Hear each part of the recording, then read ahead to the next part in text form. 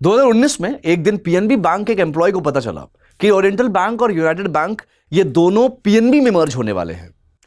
Overnight India का दूसरा सबसे बड़ा बैंक बन गया पंजाब नेशनल बैंक। लेकिन दोस्तों, ये तो सिर्फ शुरुआत थी। पिछले 6 सालों में 19 पीएसयू बैंक्स यानी कि पब्लिक सेक्टर अंडरटेकिंग बैंक्स को सिर्फ 12 में कन्वर्ट कर दिया गया है।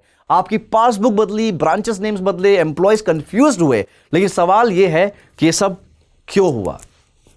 गवर्नमेंट को अचानक यह जरूरत क्यों पड़ गई कि बैंक्स को मर्ज करना स्टार्ट करें? आज हम इस पूरी कहानी को समझेंगे फैक्ट्स के साथ, रियल डेटा के साथ। और ट्रस्ट में गाइस, इस वीडियो के एंड तक आपको इंडियन बैंकिंग सिस्टम को देखने का नजरिया बदल सकता है। तो दोस्तों, आप सबका स्वागत करता हूं। मेरा नाम है अंकुर गोस्वामी, है बैंकिंग प्रोफेशनल एंड ट्रेनर। तो आज के सेशन में हम ये सब कुछ समझने वाले हैं। देखो दोस्तों, होता क्या है ना, बैंकिंग सिस्टम किसी भी कंट्री की इकोनॉमी का बैकबोन होता है। और इंडिया में पब्लिक सेक्टर बैंक्स यानी पीएसयू बैंक्स का रोल बहुत ही क्रिटिकल है। 2017 तक इंडिया में 27 पब्लिक सेक्टर अंडरटेकिंग बैंक्स थे, सरकारी बैंक्स थे, और आज 2025 तक सिर्फ 12 बचे हैं। अब ये कोई रैंडम डिसीजन नहीं था, इसके पीछे थी एक कैलकुलेटेड स्ट्रैटेजी, मल्टीपल प्रॉब्लम्स और एक क्लियर विजन। तो आज हम स्टेप बाय स्टेप समझेंगे पीएसयू बैंक्स को मर्ज करने की जरूरत क्यों पड़ी, कौन सी प्रॉब्लम सॉल्व करनी थी, कस्टमर और एम्प्लॉयज पर इसका क्या इंपैक्ट पड़ा, और सबसे इंपॉर्टेंट, क्या यह स्ट्रैटेजी सक्सेसफुल रही। और एक और इंटरेस्टिंग सवाल है, इन मर्जर्स का एम्प्लॉयज की नौकरी पर क्या असर पड़ा। तो चलिए शुरू करते हैं असली प्रॉब्लम से। 2015-16 के अराउंड इंडियन बैंकिंग सेक्टर एक मेजर क्राइसिस में था। और अगर मैं आपको नंबर्स बताऊं तो आप शॉक हो जाओगे। प्रॉब्लम नंबर 1 है दोस्तों, एनपीए क्राइसिस। एनपीए बहुत कॉमन वर्ड है ना, सुना होगा ये term, non performing assets. NPA का मतलब वो लोन्स जो लोग वापस नहीं कर रहे थे।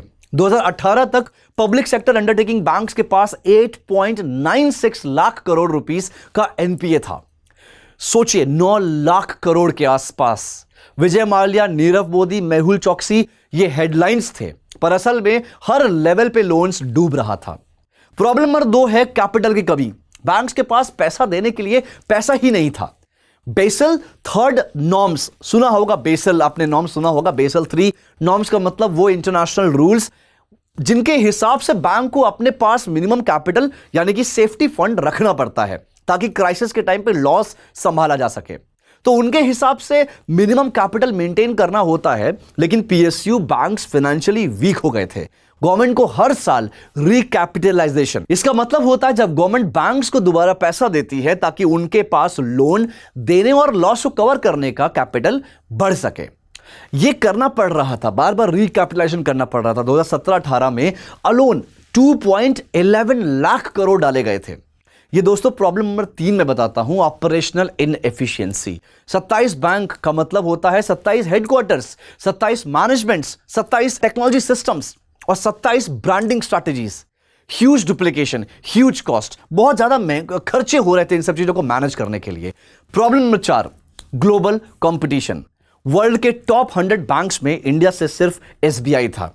चाइना के पास आईसीबीसी जैसा जियांट बैंक था, उसके सामने छोटे लग रहे थे ये सारे बैंक्स। तो गवर्नमेंट के पास 2 ऑप्शन थे, सब कुछ जैसे चल रहा है वैसे चलने दो और टैक्स पेयर का पैसा जलाते रहो, या एक बोल्ड स्टेप लो कंसोलिडेशन का, सारे बैंक को कंसोलिडेट करो।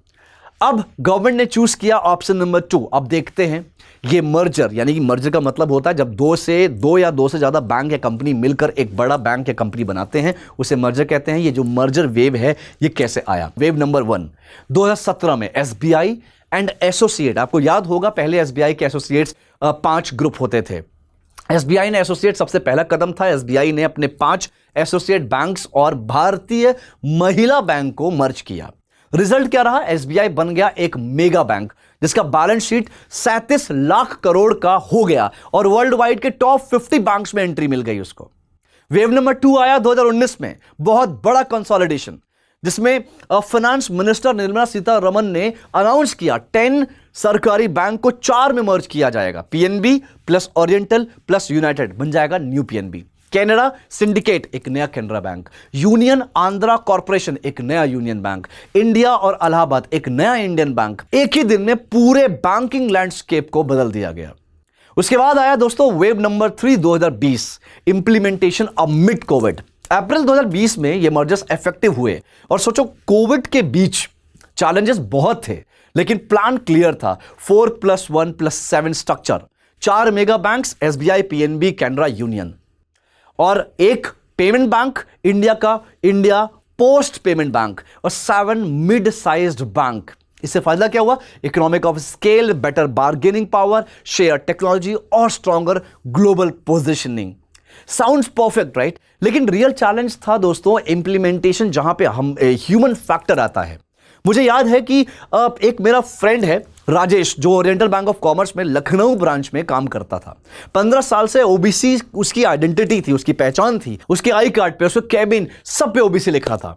2019 में जब ये अनाउंस हुआ कि ओबीसी अब पीएनबी में मर्ज हो रहा है, तो राजेश कंफ्यूज हो गया। सिर्फ राजेश तो मेरा दोस्त, राजेश जैसे ऐसे तमाम लोग थे जो इसी कंफ्यूजन में अपनी जिंदगी जी रहे थे। बहुत कंफ्यूज थे वो सब। अब वो सोचते थे, मेरा दोस्त, जैसे मैं दोस्त की बात कर रहा हूं, मेरा दोस्त सोचता था कि अब उसका डेजिग्नेशन क्या होगा, अब उसकी सीनियरिटी काउंट होगी या नहीं होगी, सिस्टम कैसे चलेगा। कस्टमर भी कंफ्यूज थे, अकाउंट कहां गया, पासबुक का क्या होगा। एक टाइम था जब ब्रांच लेवल पर पूरा क्योस था। लेकिन 2 साल बाद जब सिस्टम मर्ज हुआ, टेक्नोलॉजी अपग्रेड हुई, उसी राजेश ने देखा कि फुटफॉल बढ़ गया, लोगों का आना जाना बढ़ गया, कस्टमर इंट्रैक्शन बढ़ गया, प्रोसेस फास्ट हुए और ब्रांड ट्रस्ट इंप्रूव हुआ। यानी दोस्तों, हर चेंज के 2 साइड होते हैं, short term pain, long term gain. चलिए अब देखते हैं इंपैक्ट क्या रहा। सबसे पहली बात करते हैं पॉजिटिव इंपैक्ट की। Larger balance sheets, SBI 60 lakh crore से ज्यादा बैलेंस शीट हो गया, पीएनबी का 18 लाख करोड़ से ज्यादा हो गया। Bigger bank equals to bigger loans, better global standing और इंप्रूव्ड क्रेडिट रेटिंग। दोस्तों यहां पे एक चीज ऐड करना चाहूंगा, बड़े बैंक का मतलब होता है, जैसे अगर मैं बात करूं बड़ी बड़ी जो कंपनीज होती हैं, टाटा और रिलायंस की जो कंपनीज होती हैं, इनको जब कोई नया प्रोजेक्ट स्टार्ट करना होता है तो ये इनका एक प्लान होता है लोन लेने का।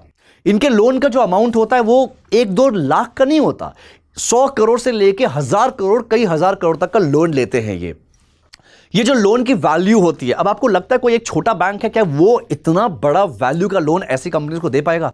नहीं दे सकता। यही एक सबसे बड़ी रीजन है जिसकी वजह से बैंक को 2-3 छोटे छोटे बैंक को मर्ज करके एक बहुत बड़ा मेगा बैंक बनाया जाता है। यहां पे कॉस्ट एफिशिएंसी की बात करते हैं, डुप्लीकेट ब्रांचेस क्लोज हुए, ऑपरेशनल कॉस्ट कम हुआ, estimated savings thousands of crore annually. सोचिए, टेक्नोलॉजी अपग्रेड हुई, यूनिफाइड प्लेटफॉर्म्स आए, डिजिटल बैंकिंग इंप्रूव हुई, साइबर सिक्योरिटी भी काफी स्ट्रांग हुआ था, बेटर गवर्नेंस, लार्ज एंटिटी में ओवरसाइट और अकाउंटेबिलिटी भी काफी बेटर हुई। तो बात करते हैं कुछ चैलेंजेस की। कल्चरल इंटीग्रेशन अलग, वर्क कल्चर को मर्ज करना इजी नहीं था। जॉब अनसर्टेनिटी, वीआरएस, दोस्तों वीआरएस का मतलब होता है वॉलंटरी रिटायरमेंट स्कीम, जिसमें एम्प्लॉयज को अपनी मर्जी से जॉब छोड़ने का ऑप्शन दिया जाता है और उसके बदले उन्हें एक फाइनेंशियल पैकेज मिलता है। तो इसके जरिए लोग एम्प्लॉयज को एग्जिट लेना पड़ा। Branch closure, specially rural areas में एक्सेस रिड्यूस हुआ। Customer inconvenience, passbook, chequebook, account migration सब एक हेडेक बना। एनपीए प्रॉब्लम रिमेन्स, मर्जर से एनपीए वैनिश नहीं हुए। आईबीसी और रिकवरी रिफॉर्म्स अलग प्रोसेस थे। अब बात करते हैं कि रियलिटी चेक की। 2019 में पब्लिक सेक्टर अंडरटेकिंग बैंक्स का ग्रॉस एनपीए रेशियो 11.6% था। 24-25 तक यह गिरकर 3.5% के आसपास आ गया।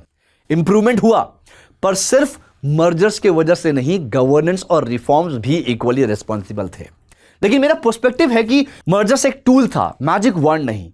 लेकिन हां, कंबाइंड रिफॉर्म से सिस्टम डेफिनेटली स्ट्रांग हुआ है। तो अब बात करते हैं दोस्तों फ्यूचर की। क्या मर्जर्स आने वाला है? बिल्कुल, next wave is coming. Government plan कर रही है कि 12 जो सरकारी बैंक है उनको घटाकर अब 8 तक लाने का प्लान कर रही है फाइनेंशियल ईयर 2027 तक। प्रपोज्ड मर्जर जो है वो मैं बता देता हूं। इंडियन ओवरसीज बैंक को एसबीआई में मर्ज किया जाएगा, सेंट्रल बैंक को पीएनबी में, बैंक ऑफ इंडिया को बैंक ऑफ बड़ौदा में, बैंक ऑफ महाराष्ट्र को बैंक ऑफ बड़ौदा में। तो विजन क्लियर है, fewer but stronger banks. Customer के लिए एडवाइस सिंपल है, पैनिक मत करिए, आपका पैसा सेफ है, केवाईसी अपडेट करते रहिए, डिजिटल बैंकिंग अडॉप्ट करिए, नए प्रोडक्ट्स एक्सप्लोर करिए। एम्प्लॉयज के लिए बहुत सिंपल सा है, अपस्किलिंग ही सक्सेस का मंत्र है। दोस्तों यहां पे अब मैं अपस्किलिंग की बात मैंने करी है ना, तो एक चीज़ और बताना चाहूँगा, जितने भी लोग यहाँ पे सरकारी नौकरी की तैयारी कर रहे हैं वो ये अब वीडियो स्किप कर सकते हैं, अब कोई इशू नहीं है। अगर आप सरकारी नौकरी की पूरी तरह से तैयारी कर रहे हैं और लगे आपको लगता है कि हाँ आप क्लियर कर सकते हो तो आप इसे स्किप अब कर सकते हैं। अगर आप लोग को जॉब की तलाश है, जॉब सर्च कर रहे हो, तो दोस्तों मेरा जो प्लेटफॉर्म है BFSI करियर 24/7, वहाँ पे मैं डेली फ्री में जॉब अपडेट्स लाता रहता हूँ। वॉक इन इंटरव्यूज़ कहाँ कहाँ पर चल रहा है, कहाँ कहाँ पे कौन कौन सी कंपनीज़ है, चाहे वो बैंक हो, कंपनी हो, 12वीं पास के लिए हो, वर्क फ्रॉम होम हो, सारी अपॉर्चुनिटीज़ मैं देता हूँ। ये फ्री में होता है। कुछ हमारे पेड ट्रेनिंग प्रोग्राम्स भी चलते हैं जो कि हालांकि पेड होते हैं, लेकिन वो ट्रेनिंग प्रोग्राम होता है, वो कोई कोर्स नहीं होता, ट्रेनिंग प्रोग्राम होता है। वहां पे आपको ट्रेनिंग करना होता है। ट्रेनिंग के दौरान आपको सैलरी वगैरह भी मिलती है, लेकिन हाँ याद रहे वो ट्रेनिंग स्टार्ट करने से पहले आपको प्रॉपर इंटरव्यूज वगैरह, टेस्ट वगैरह देना होता है। बहुत सारी डिटेल है दोस्तों, थोड़ा रिसर्च आप कर सकते हैं। नीचे मैंने लिंक लगा दिया है बहुत सारे अलग अलग जॉब अपॉर्चुनिटीज़ का। अगर आप एक्सिस बैंक में सेल्स ऑफिसर बनना चाहते हैं तो उसका भी लिंक दिया है। ये फ्री ऑफ कॉस्ट है, इसमें कोई चार्जेस नहीं है। जिस भी शहर से आप बिलोंग करते हैं, आप वहाँ पे उस शहर को लेकर आप फॉर्म भरिए नीचे। उसमें अगर वैकेंसीज होगी एक्सिस बैंक की तो एक्सिस बैंक आपको अप्रोच करेगा, राइट। तो हमारी टीम आपको कॉल करेगी, कॉल करके आपको सारी जानकारी देगी। इसके अलावा हमारे पास और भी अपॉर्चुनिटीज़ हैं। मैं चाहूँगा आप हमारे जो मेरा प्लेटफॉर्म है BFSI करियर 24/7, आप जुड़िए। वहाँ पे बहुत सारी जानकारी मिलेगी, बहुत सारी मैं आपको पूरी तरह से ट्रेन करता हूँ, चाहे इंटरव्यू को लेकर हो, चाहे जॉब को लेकर हो, या करियर गाइडेंस हो। तो मैं उम्मीद करता हूं दोस्तों कि ऐसे ही फाइनेंशियल टॉपिक सिंपल लैंग्वेज में समझना चाहते हैं तो आप जुड़िए मुझसे, जुड़िए इस चैनल से, एंड अपने स्किल्स पे काम करते रहिए। Keep learning, keep growing. Thank you so much दोस्तों।